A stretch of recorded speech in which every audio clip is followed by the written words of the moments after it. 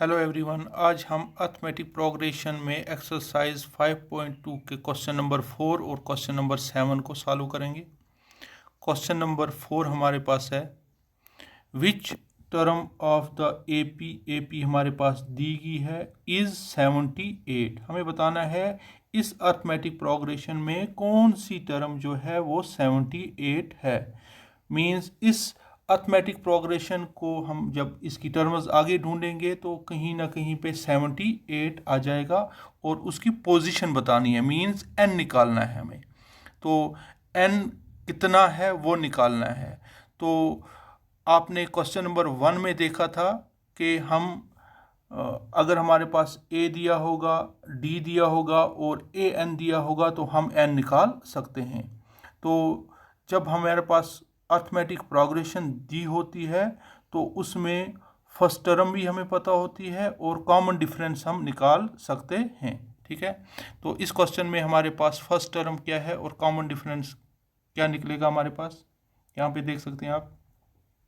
First term जिसको a से denote करते हैं यहाँ पे 3 के बराबर है, और कॉमन डिफरेंस जिसको d से हम डिनोट करते हैं वो हो जाएगा हमारे पास second term minus first term. तो सेकेंड टर्म हमारे पास 8 है माइनस फर्स्ट टर्म हमारे पास 3 है, तो 8 में से 3 निकालेंगे आएगा हमारे पास 5। तो कॉमन डिफरेंस यहाँ पे 5 है। तो हमें बताना है कि 78th कौन सी टर्म है। तो लेट करते हैं, let nth term of the AP is 78। तो nth टर्म हमारे पास इसकी क्या है 78। तो nth term means an is equal to 78। तो आप यहाँ पे देखेंगे कि हमारे पास a है, हमारे पास d भी है और an भी है। तो हम nth फार्मूला यूज़ करेंगे और यहाँ पे हम n निकालेंगे। तो nth फार्मूला हमारे पास है an is equal to a plus n minus 1 into d. तो वैल्यू पुट करेंगे इस nth फार्मूले में। तो an हमारे पास 78 है, तो an की वैल्यू 78। a हमारे पास 3 है तो a की वैल्यू 3। n माइनस 1, n की वैल्यू हमें पता नहीं है तो n माइनस 1 ऐसे ही रहेगा। और d हमारे पास 5 है तो d की वैल्यू 5 पुट की हमने। तो वैल्यू पुट करके अब सॉल्व करते हैं आगे। तो 3 को ट्रांसपोज करेंगे हम राइट लेफ्ट हैंड साइड में, तो ये क्या आ जाएगा 78 ऑलरेडी लेफ्ट साइड में है, तो ये 3 ट्रांसपोज होके -3 बनेगा लेफ्ट हैंड साइड में। तो राइट हैंड साइड में हमारे पास रहेगा n माइनस 1 इंटू 5। तो 78 में से 3 माइनस करेंगे तो हमारे पास आ जाएगा 75, और राइट साइड में हमारे पास रहेगा n माइनस 1 इंटू 5। तो यहाँ पे 5 जो है राइट साइड में, इसको ट्रांसपोज करेंगे हम लेफ्ट साइड में, तो ये मल्टीप्लाई में है, ये डिवाइड में आ जाएगा। तो डिवाइड किसके डिवाइड में आ जाएगा 75 डिवाइड बाय 5, और राइट साइड में हमारे पास आ जाएगा n माइनस 1। यहाँ पे लेफ्ट साइड में कसर कट जाएगी, 5 1 ज़ार 5, 5 15 ज़ार 75। ठीक है, तो लेफ्ट साइड में हमारे पास रहेगा 15 और राइट साइड में हमारे पास आ जाएगा n माइनस 1। तो यहाँ पे n माइनस हमें n निकालना है, तो n के साथ -1 है, तो -1 को ट्रांसपोज करेंगे हम लेफ्ट साइड में, तो ये -1 ट्रांसपोज होके +1 बनेगा। तो ऑलरेडी 15 इसके यहाँ पे लेफ्ट साइड में था, तो ये जाएगा 15 + 1 इक्वल टू n। तो n 16 is equal to n और n इज इक्वल टू 16। तो n हमने निकाला 16। इसका ये मतलब है कि हमारे पास जो 78 है वो कौन सी टर्म है, यहाँ पे इस अर्थमेटिक प्रोग्रेशन की 60th टर्म है। तो हम लिख सकते हैं therefore 16th term of the AP is 78।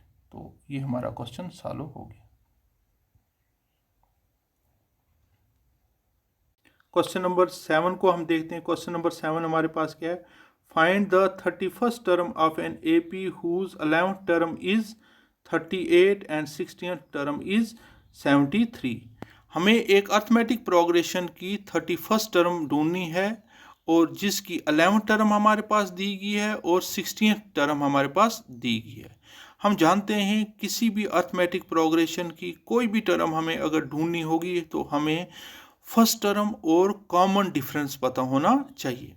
अगर हमारे पास यहाँ पे अर्थमेटिक प्रोग्रेशन दी होती तो हम उसका फर्स्ट टर्म और कॉमन डिफरेंस निकाल सकते और फिर उस अर्थमेटिक प्रोग्रेशन की 31st टर्म भी निकाल सकते। तो यहाँ पे ऐसा नहीं दिया गया है। यहाँ पे हमारे पास क्या दिया गया है, इस अर्थमेटिक प्रोग्रेशन की 11th टर्म दी गई है और इसकी 16th टर्म दी गई है।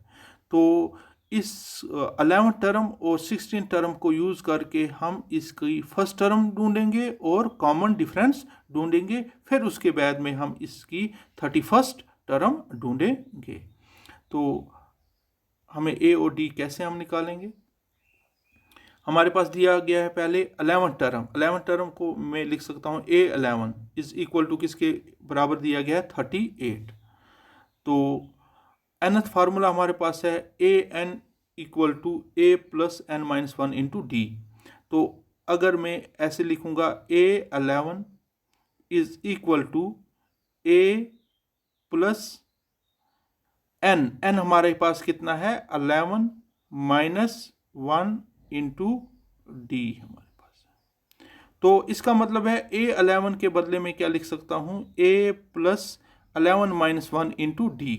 तो A11 के बदले में क्या लिख सकता हूँ a plus 11 minus 1 into d equal to 38। तो a प्लस 11 को माइनस 1 करेंगे तो ये आ जाएगा 10 इंटू डी इक्वल टू 38। तो यहाँ पे हमारे पास दो अननोन्स हैं a और d।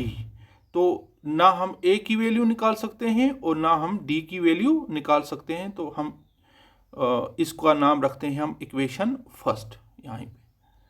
तो नेक्स्ट हमारे पास क्या दिया गया है A16 टर्म दी गई है, तो जिसको मैं लिखता हूँ A16 किसके बराबर है 73 के बराबर है। तो जब A16 को मैं nth फार्मूला में 16 के बदले n लिखूंगा तो हमारे पास क्या आ जाएगा a plus 16 minus 1 into d is equal to 73, जो मैंने यहाँ पे लिखा है। तो a प्लस 15d 16 में से 1 माइनस करेंगे तो हमारे पास आएगा 15d इज इक्वल टू 73। तो यहाँ पे इसका नाम मैं इक्वेशन फर्स्ट रखूँ, उस इक्वेशन सेकंड रखूँगा। तो हमारे पास दो इक्वेशंस आ गई, एक आ गई इक्वेशन फर्स्ट और एक आ गई इक्वेशन सेकंड। तो इक्वेशन फर्स्ट और इक्वेशन सेकंड में आप देखेंगे a यहाँ पे भी a है, यहाँ पे है 10d, यहाँ पे है 15d, यहाँ पे है 38, यहाँ पे है 73। तो हम इन इक्वेशंस को अगर देखेंगे तो यहाँ पे दो अननोन्स हैं, दोनों इक्वेशंस में दो अननोन्स हैं, एक है a और दूसरा है d हमारे पास इन इक्वेशंस में। तो हम अगर पेयर ऑफ लीनियर इक्वेशन को देखेंगे तो वहाँ पे हमने देखा था कि जब हमारे पास दो इक्वेशंस होती हैं और उनमें दो अननोन्स होते हैं तो वहाँ पे हम डिफरेंट मेथड्स यूज़ करते हैं। तो एक मेथड हमारे पास है एलिमिनेशन मेथड। उसमें एलिमिनेशन मेथड में हम क्या करते हैं, अगर कोई भी वेरिएबल, हम a और d को यहाँ पे वेरिएबल मान लेते हैं, कोई भी वेरिएबल के कोफिशिएंट्स अगर सेम हैं तो हम उन दोनों को एलिमिनेट कर सकते हैं, ठीक है, कैंसिल कर सकते हैं। तो दूसरे एक वेरिएबल को कैंसिल करेंगे, दूसरे वेरिएबल से की वैल्यू हमें निकलेगी।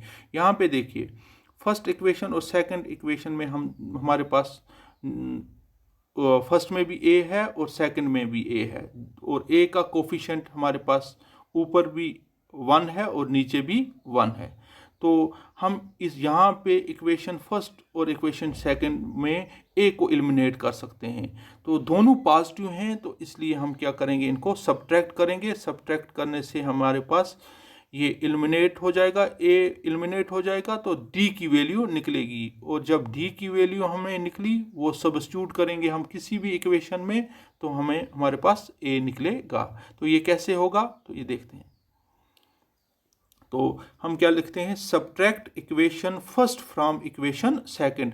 हमें इक्वेशन फर्स्ट को सब्ट्रैक्ट करना है इक्वेशन सेकंड से। तो फ्रॉम सेकंड पहले लिखेंगे हम इक्वेशन सेकंड, ठीक है।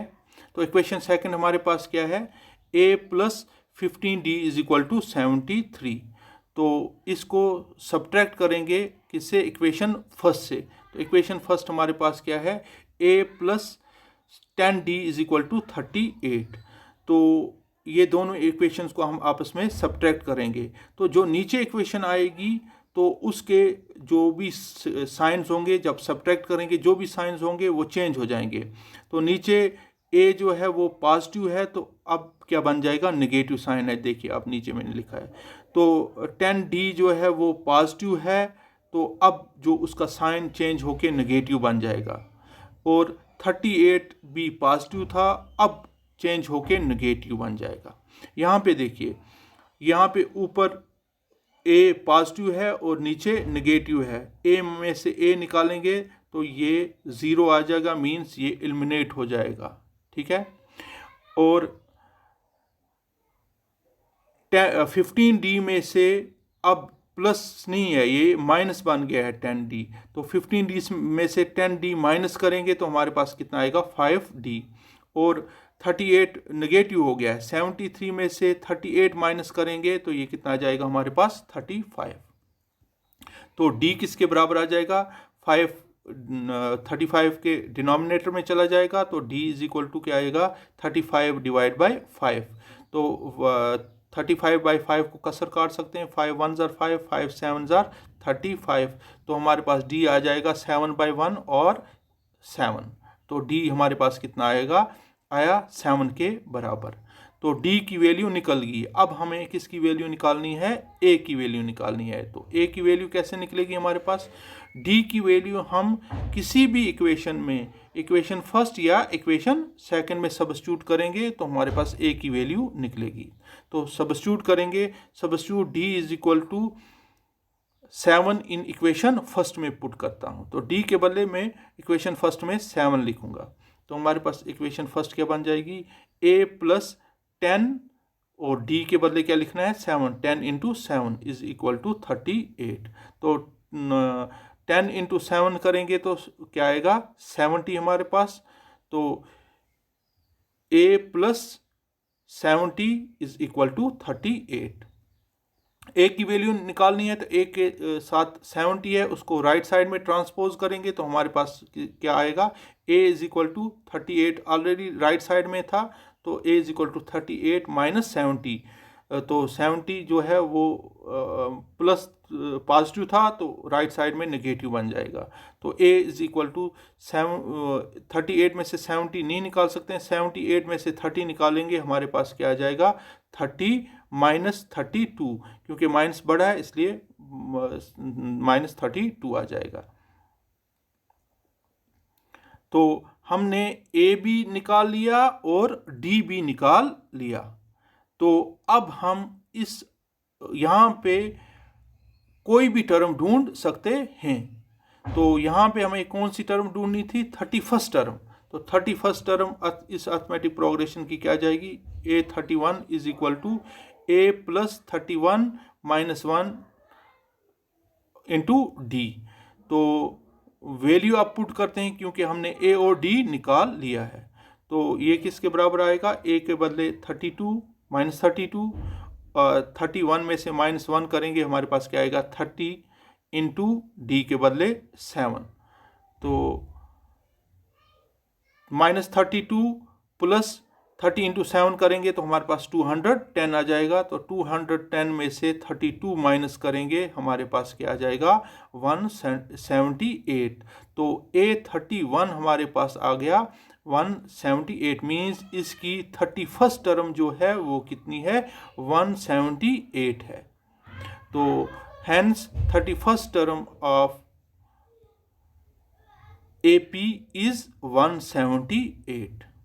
Thank you.